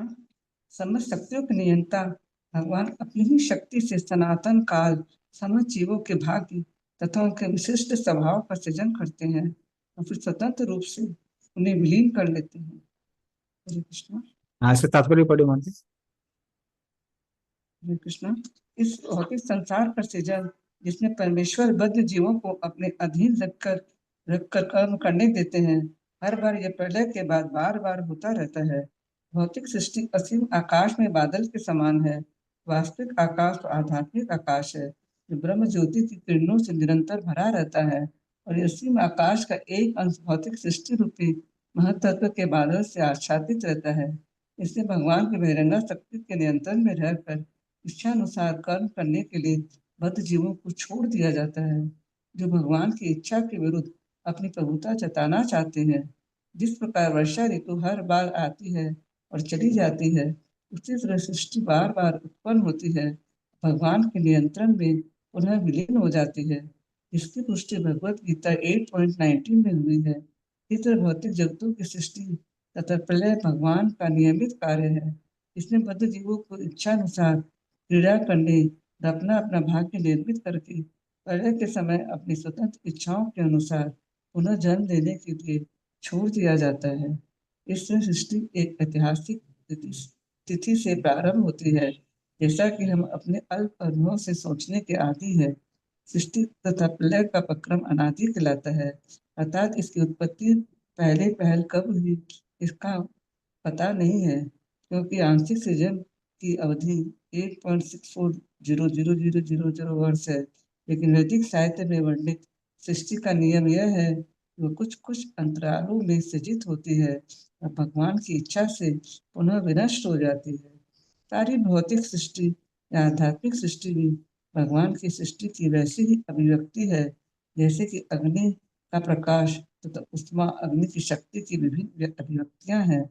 अतः भगवान शक्ति के ऐसे विस्तार द्वारा ही ये विशेष रूप में विद्यमान रहते हैं और संपूर्ण सृष्टि उनके निर्विशेष पक्ष पर आश्रित है।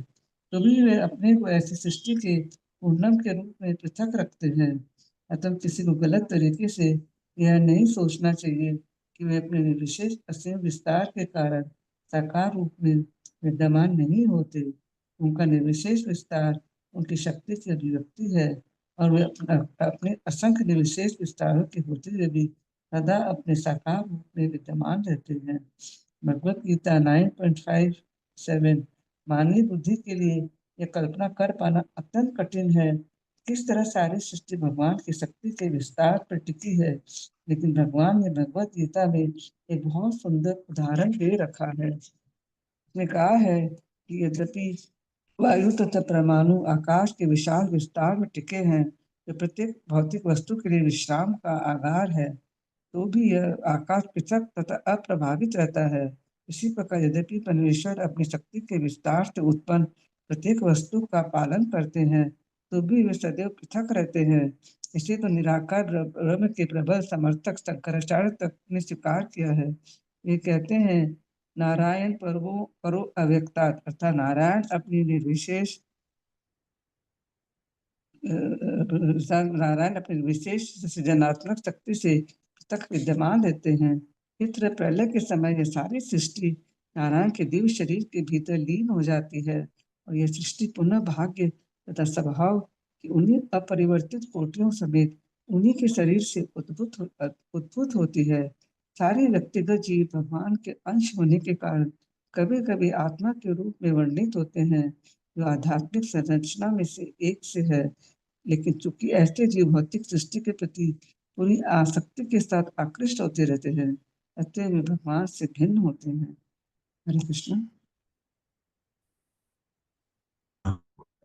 आवाज आ रही है क्या? हरे कृष्णा, मेरी आवाज आ रही है? हाँ अरे यार, ओके ओके। अब इंटरनेट एक्चुअली कनेक्शन कट गया, दूसरे एक वीक इंटरनेट से कनेक्टेड है। यहाँ लाइट नहीं है तो इसलिए आ नहीं पा रहा है वो इंटरनेट एक्सेस नहीं हो पा रहा है। ठीक है, तो इस तरह से इस श्लोक में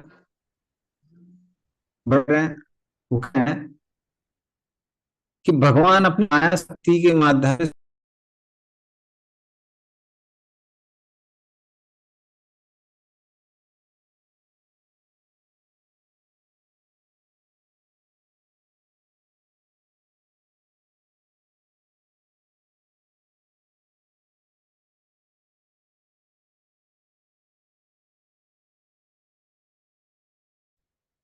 हरे कृष्णा।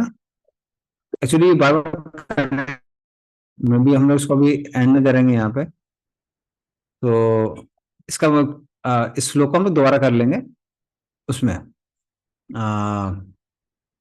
हमने फ्राइडे क्लास में। तो अभी एंड करना पड़ेगा क्योंकि यहाँ पे वो इंटरनेट नहीं आ रहा है, इंटरनेट का प्रॉब्लम हो गया। ग्रंथरा श्रीमद् भागवतम की जय, शील प्रभुपाद की जय। हरे हरे कृष्ण प्रभु जी। प्रभु जी, श्लोक का टेस्ट होगा क्या नेक्स्ट वीक हाँ संडे में? हाँ करते हैं, नेक्स्ट वीक कर सकते हैं। हाँ मुझे लगता है अभी एटलीस्ट क्या कहते हैं इस श्लोक को कर लेते हैं। मुझे लगता है अभी आ रही है ठीक चल रहा है। तो वो क्या बोलते हैं, यथा सिस्टम इदम। तो भगवान इस जगत की सृष्टि करते हैं, तो उसकी स्टार्टिंग कहाँ से होती है वो लिखा हुआ है यहाँ पे कि जब सारे जीव भगवान के शरीर में सो रहे थे, हाँ, तो विभू भुषुहु या दृक्षया विभू भुषुहु, तब भगवान की इच्छा हुई कि मैं बहुत जीवों में विस्तार करूं, बहुत जीवों में। तो ये जो प्रश्न है, खैर मैं भी इस डिस्कशन में इन्वॉल्व था कई दिनों से। एक दूसरे ने कोई क्वेश्चन पूछा था प्रभु जी, अगर आ, इस समय भगवान ने सोचा कि मैं बहुत सी जीवन में विस्तार करूं,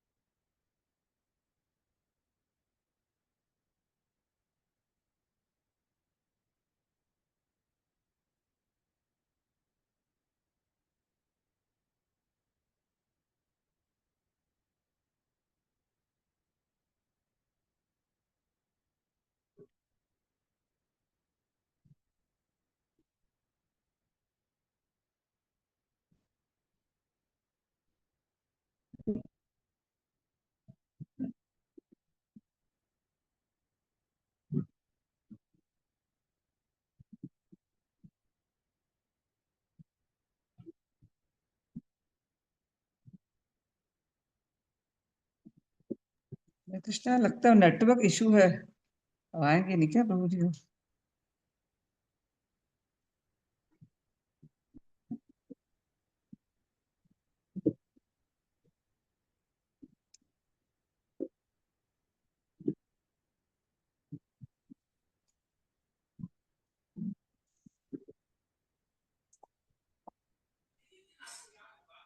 प्रभु जी का लगता है नेटवर्क नहीं आ रहा। चलिए।